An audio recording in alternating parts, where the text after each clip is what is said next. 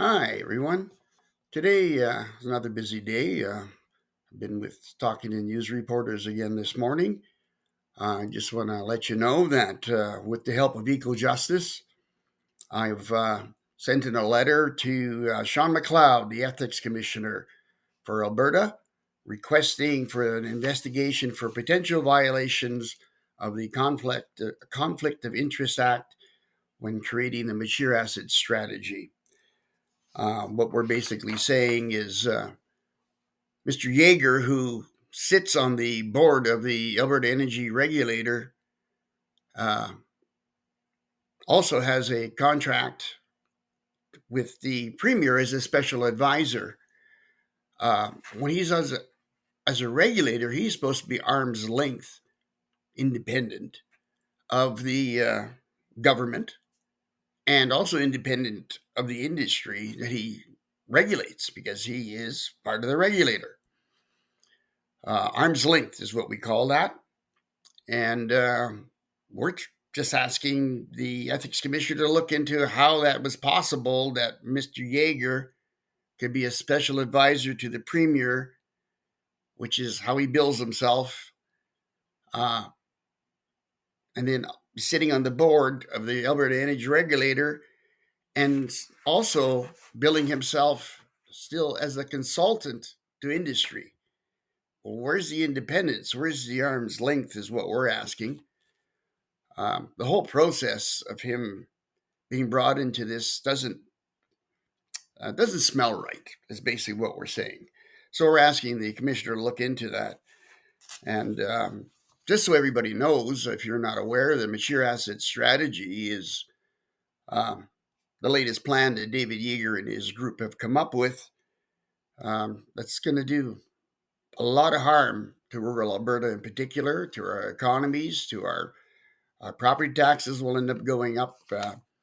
What the mature asset strategy was supposed to do was supposed to develop a strategy to effectively accelerate the closure of legacy oil and natural gas sites. So instead of establishing strong mechanisms that would ensure industry fulfills their current legal obligation to properly clean up oil and gas well sites and other infrastructure, the mature asset strategy prioritizes industry interests or at the expense of the public interest. We can't understand how you go from looking after a problem to just deciding that the taxpayer needs to suddenly cover it all when the taxpayer currently under the system of the Orphan Well Fund is fully protected. This new mature asset strategy wants to basically get rid of the Orphan Well Fund and now put the risk back onto taxpayers. We don't think this is a good idea at all. And so, along with the reconsiderations that we filed earlier on the levy of the Orphan Well Fund, because we're trying to protect that fund, we need to protect it because it is the safety net that protects taxpayers, that makes us risk free in all this. What Mr. David Yeager is proposing now, here's a guy that's oil and gas being asked to look after a problem that was created by oil and gas. And he wants everybody to believe that oil and gas had no hand in the problems they're seeing now. And the problem is this: we've had liability dumping going on. In 1991, the regulator of the day was worried about 30,000 wells being dumped onto the taxpayers because of what they were calling stripper producers. These were small, poorly financed producers who were gambling that they could squeeze enough oil or gas out of the little production they were getting from these low producing wells that they had to generate enough income to do the cleanup of these well sites and to make a profit. And often what they were doing is they were buying thousands of well sites with hundreds of millions of dollars worth of liability for as little as $10. This went on for 33 years. 1991, again, the regulator was worried about 30,000 of these wells and said, we want security in all this. We're going to go after all you guys for cleanup. And the industry didn't like that. So they offered the Orphan Well Fund, which is the polluter pay principle, still in place, but with a little bit of a twist. What they were offering with the Orphan Well Fund was they, as industry as a whole, was offering one security instead of each producer would come up with his own security. The Orphan Well Fund would be set up and be funded by industry only through an annual levy. The industry accepted that promise from industry, that promise that we will allow liability dumping if you take care of any problems that arise from it through bankruptcies. And that was the deal. Now, the mature asset strategy wants to basically change that, wants to break that promise, and wants to get rid of the Orphan Well Fund because it's too costly.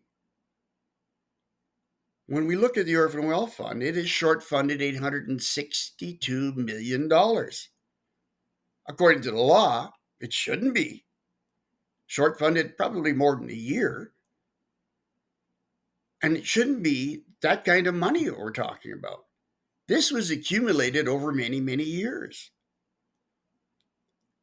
The Orphan Well Fund is supposed to be the safety net for taxpayers and landowners that we won't get stuck with the bill of cleaning up after bankrupt producers. But if it's underfunded, is it really a safety net?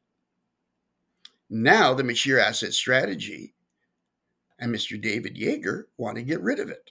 Just ignore it. Let it go away. And we're going to start with making two new corporations, crown corporations, that are going to do exactly what the Orphan Well Association is doing now, but will be open to getting funding from the taxpayers and will be backed by the taxpayers in some insurance scheme or form that they have. We're not really sure of all the details. It's very vague, this report. But basically, they are saying that landowner compensation, taxpayers, property tax payments are the biggest costs to these small producers, and they need to go in order to save these guys. But we are saying, no, these guys are gamblers. They're losing the gamble. Now they have to put this stuff over the Orphan Well Fund and let them do what the industry promised they would do back in 1991. But no, instead, Mr. David Yeager feels that we as taxpayers, as Albertans, should feel sorry for these guys. This was none of their fault, he says. Well, that's not true. They're gamblers.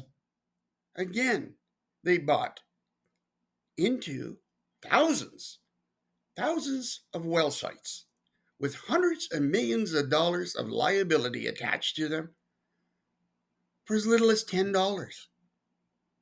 It was gambling. And I don't think the taxpayer should be on the hook for any of this. So what we hope to do with this latest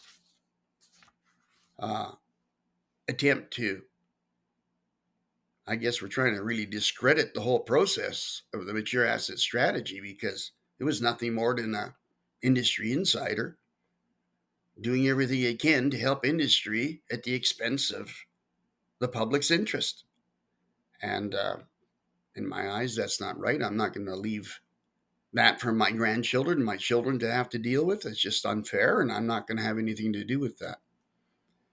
So below, if you're interested, you will see some links to the actual letter itself and to some news stories and Substacks that are being written about this whole process. And I hope you take the time to look into it, because especially if you're in rural Alberta it's going to hurt. It's going to hurt all of us. Your property taxes will probably be going up. You're going to see less money in our economies, and we're going to be living in a dirtier environment because they're just going to continue to drag their feet on cleaning up. And we have a constitutional right, to live a safe and healthy life in our homes. And as long as those well sites are just being left to rot across in our backyards, we're at risk. Thanks for your support. Do anything you can. We appreciate it.